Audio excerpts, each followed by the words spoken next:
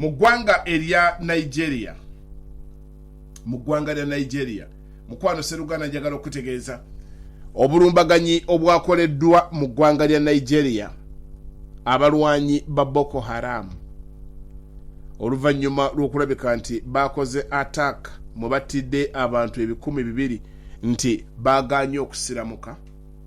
Tulinze kiki ekinayogerwa President Donald Trump.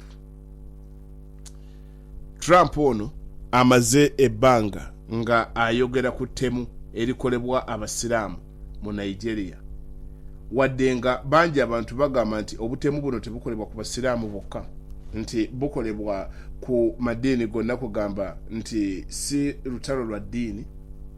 Naye abalabye attack eyakoleddwa mu Nigeria abalwanyi ba Boko Haram, jukira nti Boko Haram kibiina kya Islamic State, ISIS, the Islamic State of Iraq and Levant. Kati abalwanyi ba Boko Haram batiisiza abantu nti bwebaba nga tebasiramuka bagenda kubatta. Babawadde obudde nti basiramuke oba si ekyo nga babagambye nti tugenda kubatta. Obudde bwe babawadde ne buggwayo era abantu ne babatta. Babakuŋŋaanyiza ne babasiba emiguwa ne bakuba amasasi. Wano nno United States efunye ebyokwogera. President Donald Trump wano kirabika kwegamba afunye ebyokwogera bwavaayo najja alabika kwegamba nga atiisatiisanga gavumenti ya President Bola Tinubu, Ahmad Bola Tinubu, president wa Nigeria. Bulijjo President Tinubu abadde nga akigamba nga President Donald Trump nti kino ekintu si kyagamba nti busiraamu. Tulina problemu mu Nigeria, kyokka tetumanyi oba obuzibu buno bya bufuzi, bya nfuna. Mulimu abantu abamu abalabika kugamba abakozesa kiyite ransom, bawamba abantu ne basaba ssente. Kakati ekyo nakyo kisoboka okujja okusanga nga obutemu buno ekitta abantu ekiri mu Nigeria osobola okusanga nga tekirina kakwate na busiraamu, just nga babeera nga it is economic. Bayinza okubeera ba criminals aba bulijjo, abamenyi b'amateeka aba bulijjo, bosanga nti abantu kwegamba ettemu lino nga weeriri oyinza okusanga ku nkayana nga ez'ettaka, ebintu bwe bityo. Naye nga Nigeria kugamba eno problemu, kino kye kizibu kyetuludde mu Nigeria, kyetuludde nakyo nga tukirina. Kyokka twajja ntunulira nnyo ku lwaki ababikola, abakola bino bonna bekweka mu busiraamu. Ababikola buli omu ajja n'agamba nti ye akikola olw'okuba abantu baganye okusiramuka. Ne ku mulundi guno era bwe kibadde. Nakati obutemu buno bwabaddewo oluvannyuma lw'okulabika nti abantu babawadde nsaleesale nti basiramuke. Deadline eyabaweereddwa okusiramuka nerabika nti yayise nga tebasiramuse. Era Boko Haram ne bajja barounding up ekyalo, abatuuze bonna ne babatta. Ku sport wafiiriddewo nga 200,000. Abalala bangi balabika nti bakyabuze nga abayeekera bano bagenze nabo. Kakati nno Nigeria, ekibuga ekikulu jjukira nti bakiyita Abuja. Eggwanga lino lisangibwa mu bitundu ebya West Africa. Mu West Africa gy'osanga Nigeria. Ettemu eryabadde e Nigeria lyongera okwogeza abantu ebigambo. Abamu bagamba nti waliwo omuntu ayinza okuba kugamba waliwo abantu abagezaako okwagala okulabika nti bakoonaganya America ne Nigeria oluvannyuma lw'okusanga nti President Donald Trump yatiisatiisa okuactinga ku ggwanga lya Nigeria nga agamba nti waliwo genocide egenda maaso ku bakristaayo mu Nigeria. Kati wayinza okubeerawo abagezaako okwagala okulabika nti bakiinsaitinga. kyokka Nigeria kino kyo kirabika kugamba ekigenda maaso mu ggwanga lino tetumanyi oba byabufuzi abantu baba batalwa byabufuzi oba it is economical oba nga kiri religious kugamba kyo kizibu kya kutegeera killings zino kiki ekimotivatinga abenyigira mu butemu buno. A month ago, the armed group notified the locals that they were coming to preach here. Locals rejected the attempt.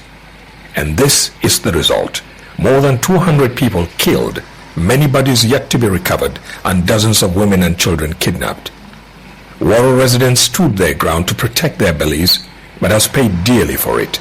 The village is more of a ghost town now, and locals say even with the presence of the security forces here, it will be a while before the exiled return, and for the process of rebuilding to start. The numbers are increasing, by the day, because all through yesterday we've been in touch with the village head and people, and they're still removing bodies from, the bushes because they're in different places in different parts, and the difficulty is there are places that they didn't know, they didn't realize there are bodies, and so they are retrieving more bodies and continued burying yesterday, which is really also very tough for the people.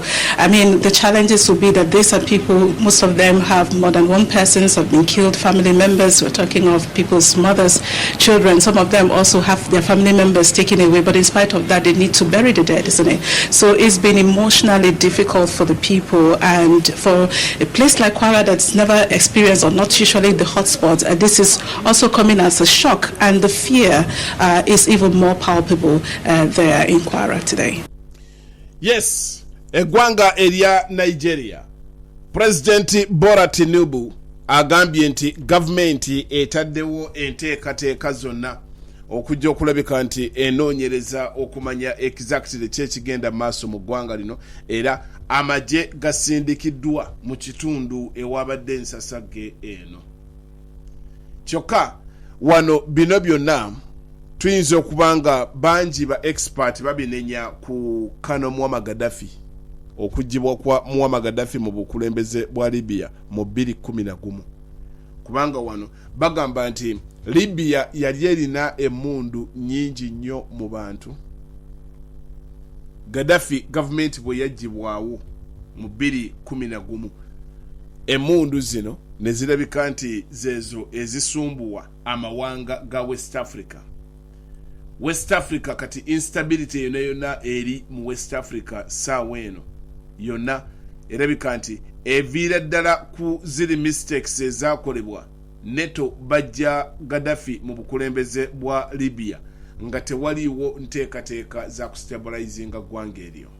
Whatever is happening in Nigeria now, or in the northern corridor of Benin, Togo and Ghana, must be well situated in the state of security in the Sahel, coupled with the fact that this is rooted in the fall of Gaddafi, which allows arms to roam freely in the hand of different criminal groups.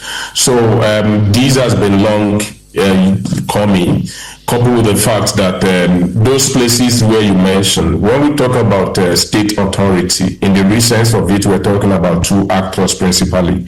We're talking about strong police presence or military forces.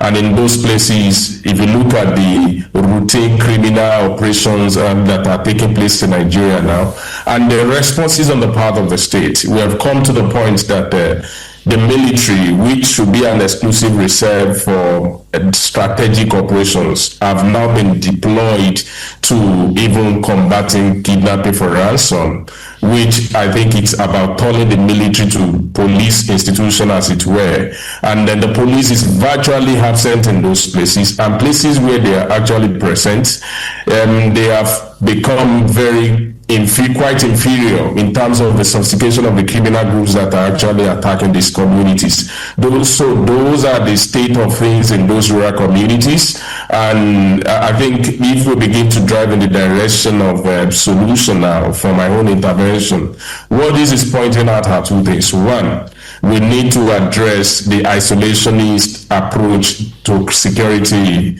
in West Africa now, in which 3 states who have become epicenter of this crisis have actually pulled out of any form of multilateral operation. And if you look at internal operations, there is a need for high-level commitment to security sector reform in Nigeria now. That is what can bring back security to those communities. And it goes in the direction of subnational policing. The military cannot be present in all those places. I'm not even sure if my number is correct, but the entire military force in Nigeria is less than 200,000 personnel. So you can't begin to deploy them to operate like a police force, which we have seen in Nigeria in the recent time. They're in the northeast, they're in the northwest, they're in the southern part of the country where there is the oil bunkering and all those things.